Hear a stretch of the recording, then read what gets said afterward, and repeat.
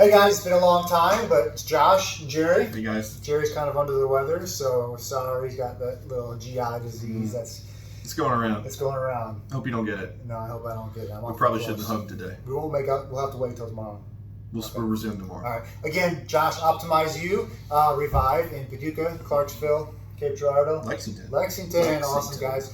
Any questions, feel free to reach out to any one of our locations. Today, we want to talk about a few myths of testosterone that we get asked a lot. Every day. And a lot of times people don't come to us because they believe these myths. So let's just go ahead and get right to it. Number one, low testosterone is a normal part of getting older. Is that true? Yes and no, right? Yeah, I mean, not in the scheme of what people really think it is, the magnitude. Yeah. So yeah, as we age, sure, we lose some muscle mass, we probably lose some testicular function, so we drop a little. But if you go back to, say, post-World War II era, like 1950s, and they check these guys, like average total testosterone versus the same age group, average total testosterone now, we're over 300 points lower than we used to be. Yes. So that's not normal. That's not age-related. That's something other environmental or our fat, lazy society, our poor diets, our plastics. I mean, plastics, not exercising, your diet probably stinks. All those types of things are greatly reducing it, not necessarily your age. So think about it. Your grandfather could have been 600 total testosterone.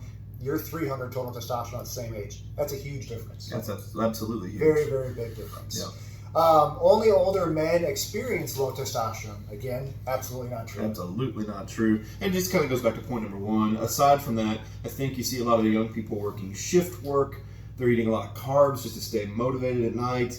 They have cortisol elevations, which lowers your total testosterone and free testosterone. So I think there's multi-factors there. I see a lot of young people, 30, 40-year-old people, which I think is young, with low T. 50% of men between the ages of 17 and 24 are overweight. Absolutely. That's going to decrease your testosterone. Again, it goes back to exercise, diet, plastics.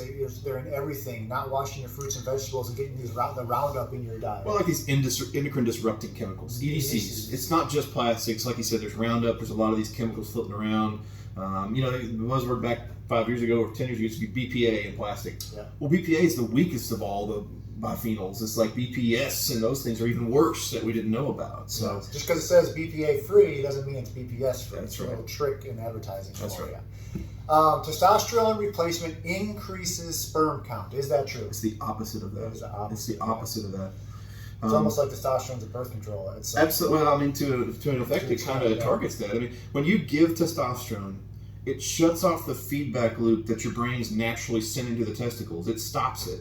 So your body's like, cool, don't have to make any more T. I see a bunch here. It also at the same time shuts down the sperm, guys. So it's the opposite. Yeah. So if you're wanting to have kids, make sure you're with a doctor who knows what he's doing so that you are able to be put on the correct medication in order to keep that sperm count elevated. It's not hard. You just got to be doing it correctly.